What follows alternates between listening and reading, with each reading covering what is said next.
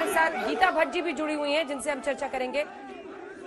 संघ के जानकार के तौर पर आप आ जा रही हैं, लेकिन ये जो टकराव की नौबत आ रही है, ये वर्जन आ रहा है गीता भट्ट जी कि कुछ जगहों पर जो गाने बजाए जा रहे हैं डीजे के जरिए, उसमें ऐसे आपत्तिजनक शब्द हैं जिसकी वजह से लोग भड़क रहे हैं। क्या इसको रोका नहीं जा सकता है? क्या रामनवमी पर हम, ऐसा नहीं कि इस बार पहली बार हुआ है, हमने सालों साल से देखा है कई जगहों पर इस तरह का लोकल टकराव की स्थिति बनती रही है, लेकिन हिंसा जब फैल रही है इस तरह की, तो इस सब पर रोक लगाना जरूरी है। मिस भट्ट,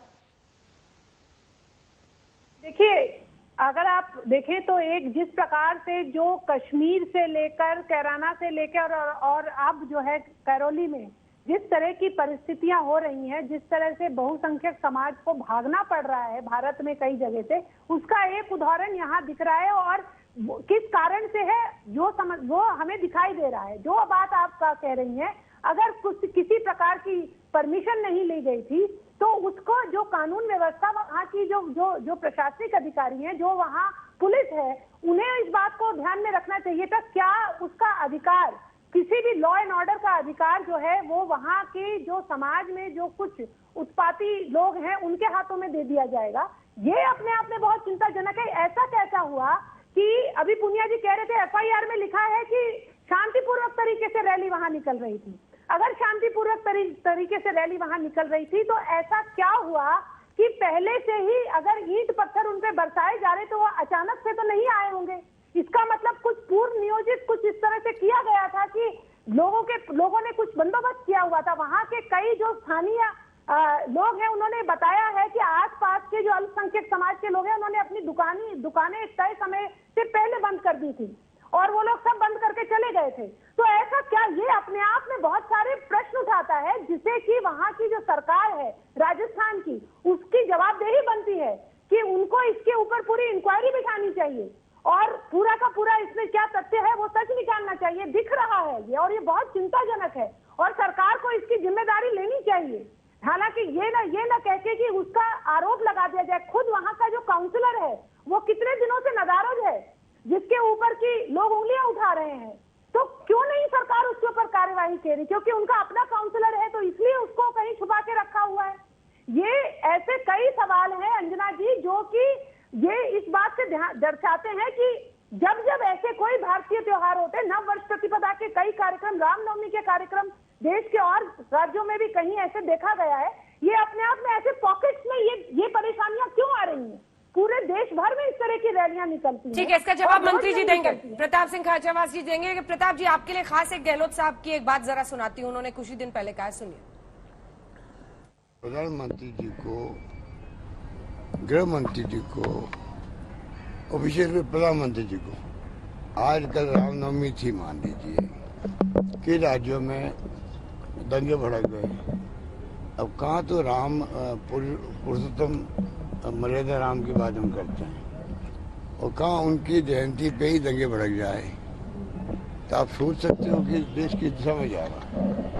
आज प्रधानमंत्री जी देश को संबोधित करे कि हिंसा जो भी करेगा, कोई जाति का हो, कोई धर्म का हो, कोई वर्ग का हो, कोई व्यक्ति हो, कानून अपना काम करेगा, उसको बख्शा नहीं जाएगा। वही निर्देश राज्य सरकारों को दे कि राज्य सरकारों की ड्यूटी है कि ये काम करे। उसके अभाव के अंदर ये सब बातें होती हैं। हिंसा किसी कीमत पर बर्दाश्त नहीं की जाएगी, ये प्रधानमंत्री के मुंह से पूरा देश सुनना चाहता है।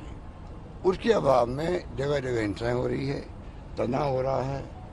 मैं समझता हूँ कि देश हित में नहीं हो। सर, भाजपा के नेता राज्यपाल से मिले हैं सर? ये भाजपा नेता तो आग लगाने का काम करते हैं।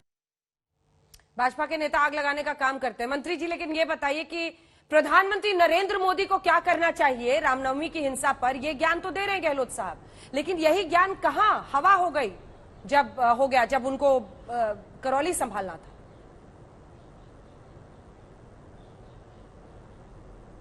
देखिए, मुख्यमंत्री जी ने प्रधानमंत्री जी को ये राय इसलिए दी कि आरएसएस और बीजेपी के लोग प्लान वे में दंगे फसाद कराते हैं। करौली की हिंसा तो पहले हो गई थी, कंट्रोल हो गया। आज करौली में स्थिति पूरी नियंत्रण में है और हिंदू मुसलमान लोगों की मीटिंग हो गई, आपस में एक हो गए, बाजार खुल गए। आज अभी इनके प्रदेश अध्यक्ष सतीश पूनिया जी कह रहे थे हम तो वहां जाएंगे, इतनी भीड़ लेकर जाएंगे, फिर दंगा भड़काएंगे। रामनवमी थी, रामनवमी के दिन एक भी जगह दंगा नहीं हुआ।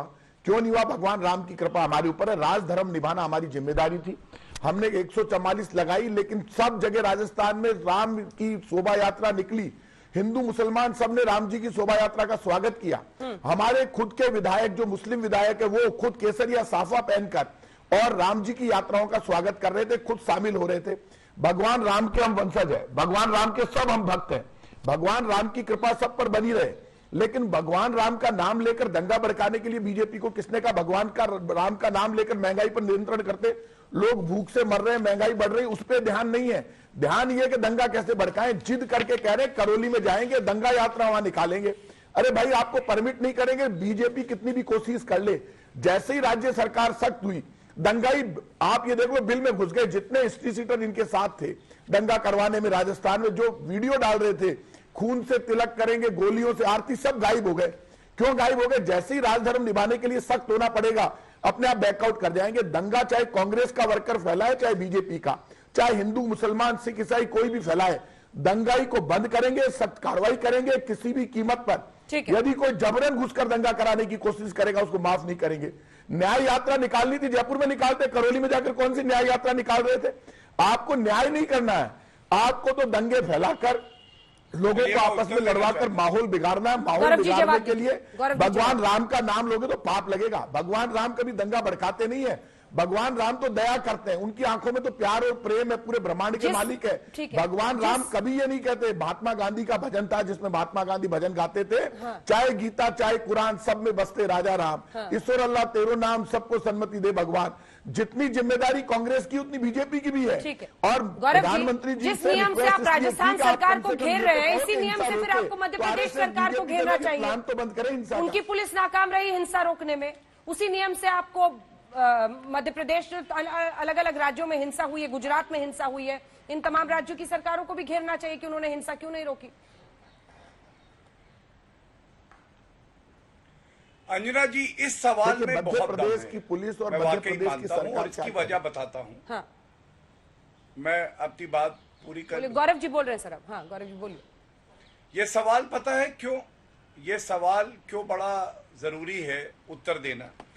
क्योंकि देखिए, कांग्रेस का या और जो विरोधी दल है उनका रवैया क्या रहता है कि अगर भाजपा शासित राज्य में दंगा हो जाए तो कानून व्यवस्था का विषय है, लेकिन कांग्रेस शासित राज्य में हो या पश्चिम बंगाल में हो तो वो विचारधारा बीजेपी और आरएसएस की है। लेकिन आपने मध्य प्रदेश में पूछा, तो मध्य प्रदेश में आप बताइए, ये लोग तो सपोलो को दूध पिलाते हैं। सपोलो का मतलब दंगाइयों को। हम बुलडोजर चला रहे हैं, क्या ठीक है? बुलडोजर चलाना ही ठीक होगा ना? दूसरा फर्क क्या है मैं आपको बता दूं कि देखिए, मध्य प्रदेश में पत्थर की ताकत दिखाने का जब प्रयास हुआ तो हमने दिखाया बुलडोजर, वर्दी और कानून की ताकत क्या होती है। उन घरों को भी तोड़ा गया जहां दंगाई थे। ये फर्क है। तीसरी बात, बार बार प्रताप सिंह जी, मैं तो आपसे पूछता रहा, 5100 का इनाम था कि ये मतलूब का महबूब कौन? आपने उत्तर नहीं दिया, नहीं दे पाएंगे। वो धर्म देख रहे होंगे आप लोग, जो दंगाई होते पहले उनका धर्म देखा जाता है, उसके बाद कार्रवाई होती है। आप बहुत चिंता लेकिन करें, मैं एक बीजेपी चीज का जरूर कार्यकर्ता है क्या? कहूंगा, बार बार कितनी बार नाम ले दिया, मैं करूंगा, बार बार मतलूब अहमद कांग्रेस का कार्यकर्ता, बार बारी से कोई भी किसी को नहीं छोड़ेंगे। बीच आप मेरे ऊपर बोलोगे तो बोलना ही पड़ेगा ना।